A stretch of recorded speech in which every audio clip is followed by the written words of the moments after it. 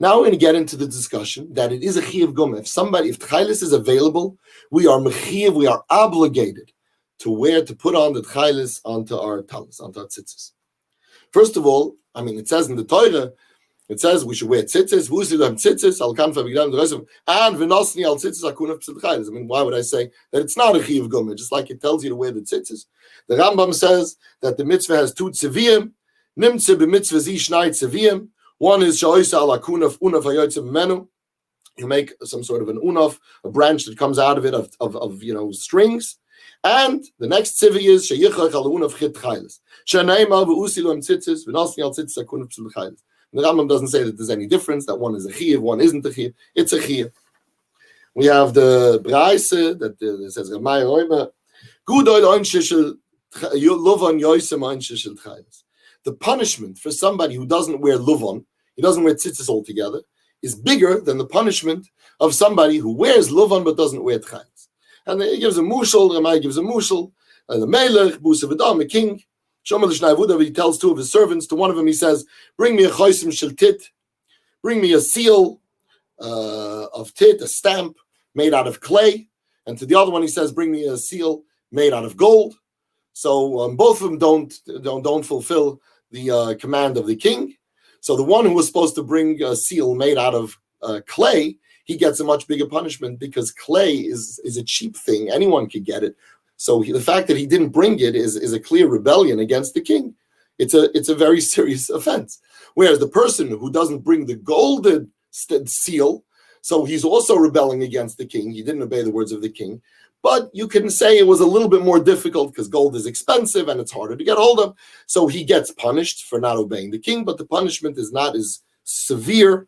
It's not as big as the punishment for someone who doesn't wear tzitzis altogether. This is the same thing here with Techeiles and Lovon. Techeiles, as I mentioned before, it says dum of meribben. It's very expensive. It's not so easy to get.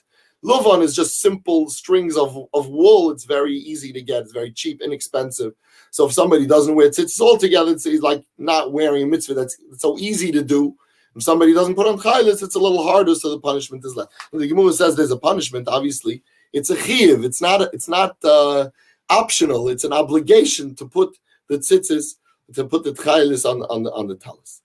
We have the Gamur that says the Malach found Rav Ketina, and Rav Ketina used to always wear clothing that's made out of linen, because there was exire that you're not allowed to put Techeiles onto a clothing that's made out of linen, because we might come to put it onto a night garment, which is puta from tzitzis, and then it'll be shatnez because the Techeiles is wool, and the linen Techeiles with linen with wool together is shatnez. It's an issa. So they made exire that on a beged, on an article of clothing which is linen, we shouldn't wear Techeiles. So the Malach, founder of Ketina, he said, you're always wearing linen clothing. In the winter, you're wearing winter clothing that's linen. In the summer clothing that's linen. What's going to be with Techeiles? So Rav Ketina says, they punish. And Shisa, Esa, they punish for mitzvahs Esa. If someone's not Mekayim, a positive commandment, there's a punishment. So Tosfos says, what do you mean? Of course there's a punishment. It says that if a person doesn't want to be Mekayim a mitzvah, you have to force him, and you hit him, you beat him until he dies. Of course there's a punishment. The person's obligated to be Mekayim in mitzvahs. So Tosfos says, yeah, but if a person could avoid ever becoming obligated if he doesn't wear an article of clothing that has four corners. So if Ketina said, listen, I'm wearing an article of clothing which is not mechiyev b'tzitzis, because the Chachumim, just like if you don't wear four corners, the same way if you wear linen, the Chachumim exempt us from putting Techeiles onto it. So therefore, I'm puta. So what punishment is there? So the Malach said, well, it's not right that you're trying to find ways, tachbilos means to try to get out, to weasel your way out of having to be Mekayim a mitzvah. So in a time when Hashem is scrutinizing and looking very carefully, and there's a time of anger in the world, then Hashem will punish for somebody, even if he's not violating a mitzvah, but if he's trying to avoid being Mekayim a mitzvah this way, there would be a punishment. But we see from here that if we would not do a tachbil, if we would wear a beged, which is not exempt from Techeiles, then Tosfos said, of course there's a punishment. You force a person like that to put on Techeiles. Additionally, we have there's a lot. I don't know if I should go through all of the proofs, but we have the Gamur and Shabbos where it says that the Talmidim of Rabbi Yehuda they came, they found Erev Shabbos, they found him after he prepared himself for Shabbos. They found him, he was wearing sadinim, which are made out of linen, together with tzitzis, Techeiles, the pashtus, it means the machloikis or rishonim, whether it means Techeiles or it means stam tzitzis. And the Talmidim didn't wear because they were afraid of the gzaira, mishim ksis laila, the gzaira that a person might put Techeiles onto a linen garment, which is a night garment, which is exempt from tzitzis. So therefore, they held that Chachumim paskin that they exempt this beged from tzitzis, from Techeiles. So Rabbi Yehuda said to them, didn't I teach you that a sadin b'tzitzis, an article of clothing which is made out of linen, b'shamai poitrin, b'shamai patis from tzitzis, b'sil mechayiv, b'sil is mechayiv, the haluch is like b'sil. So they say, yes, true. It's true that the haluch is like b'sil, that it's essentially chayiv, but it's puta because there's a gzaira mishim ksis lail. So there's a machlokes rishonim. What are we talking about? Are we talking about wearing tzitzis all together, that the gzaira is even on luvon, so they didn't wear tzitzis all together? And then, we wouldn't necessarily have an indication from here that there's a chiyuv, there's basil and mechayiv, they're mechayiv to wear. Then maybe they're mechayiv to wear tzitzis to begin with, just tzitzis of luvon. But there's another pshat in Tosfos brings a Chiyuv of Rashi, where he says that of course they wore tzitzis of luvon, but the question here is about tzitzis of Techeiles. That was the question on tzitzis of Techeiles. If you don't wear it, if you have an article of clothing made out of linen, you're not puta from luvon, but you are puta from Techeiles. And on that, Rabbi Yehuda said to them, the basil is mechayiv, and they agreed, yes, it's mechayiv, but they exempt us when it comes to a beged of linen. We're only mechayiv with other begudim that are not linen, because when it comes to linen, we have gzaira mishim ksis laila. So, who are the rishonim who say it means Techeiles? So, as we mentioned, it's the Chiyuv of Rashi, also the Rif, the Ramban, the Rashba, the Ran, the Meiri, the Tosfos Rosh. All of these rishonim say it means Techeiles. So from all these rishonim, you see basil mechayiv, and it's a chiyuv guma. It's not something that's optional. It's a complete obligation. It says mechayiv. But even those who say it's referring to tzitzis altogether, it's not they hold that Techeiles is not a chiyuv, but they hold, the Balamu explains, they hold that if we're going to pater him from Techeiles, we have to pater him from luvon also, because since Techeiles and luvon are equally obligated, they're both the same in terms of being an obligation. They're both a chiyuv. There's no difference between them. So how could we differentiate and say that they're only exempt from Techeiles and not exempt from luvon? A person would not know to differentiate because there's no difference. They're both the same. They're equal. So you see, even from those who argue and hold that the Gamur is talking about luvon, but that's not to say that Techeiles isn't the chiyuv. It's to say that luvon and Techeiles are equally mechiyev, and that's why there's no difference between luvon and Techeiles. So it comes out that all of the rishonim from this Gamur we see hold that Techeiles is a chiyuv gum. And again, not that we need to prove it. It's obvious that it's a chiyuv gum. There's no reason to say it isn't. But then we have we have Tosfos in Eizei Neshech. It says the Eibishter says, I'm going to punish somebody who puts on fake tzitzis, which doesn't have a kosher source, kala ilon, which is an indigo plant. He makes the Techeiles out of that. I'm going to punish him because I could tell the difference. So Tosfos says, what's the avayra? The avayra is that he wasn't making the mitzvah of Techeiles. So Hashem is going to punish him. The Shagas Aryeh asks a kasha.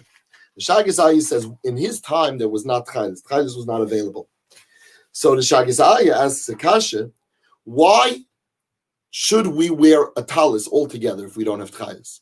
If we don't wear a talis, then we're not mechiyev in anything. If we wear a talis, we're mechiyev to put on luvon, and we're mechiyev to put on Techeiles. We don't have Techeiles. So we're violating a mitzvah. Wouldn't it be better just not to wear a talis? That way we're not violating a mitzvah. So he says this. He says, to answer that question, he says, there is a machlokes of rishonim. What is the chiyuv? When is the chiyuv of putting on Techeiles, of putting on tzitzis? When does that kick in? When is it chal? Is it chal that you're not allowed to put on a beged which doesn't have tzitzis? Or is it that when you wear a beged, that suddenly is mechayev that you have to have tzitzis on the beged? But it's not that you're not allowed to put on the beged before it has tzitzis. It's that when you're wearing it, it is mechayev to have tzitzis. So he says that is the correct pshat. Apparently, that's the way we hold, because otherwise we would not wear a talis that doesn't have Techeiles. Because you're not, if the emes would be that you're not allowed to put on a talus without tzitzis, you're also not allowed to put on a talus without chaylis. You wouldn't be allowed to put it on. But that's not the fact. The fact of the matter is you're allowed to put on the talus, and then you become mechiyev to put on tzitzis. So if you have Techeiles, you put it on. If you don't have Techeiles, you're an oinus. But you never did anything against halucha. There was never an issa to put on the talus. So therefore, we do it, and we put on a talus with only luvan to be at least mekan mitzvah of luvan. And we're not over anything that we don't have Techeiles, because we're an oinus. We don't have the Techeiles, so therefore we're exempt. We're an oinus chachmuna patrai. So again, we see from the Shagasari that when Techeiles is available, like today, Techeiles mutzi, so to put on a talus and not to wear Techeiles is the same as putting on a talus and not putting. Nobody would put on a talus and leave the corners without tzitzis. Everybody knows that's a bittul mitzvah sasa. That's a violation. That's of a mitzvah sasa to omit the kiyum of a mitzvah sasa. Chas v'shulim, nobody would do that. The Shagasari says the same thing would be to put on a talus if you don't put on Techeiles, except if it's not available, you put it because it's honest. But today that it's available, it's a Chiyuv Gamur.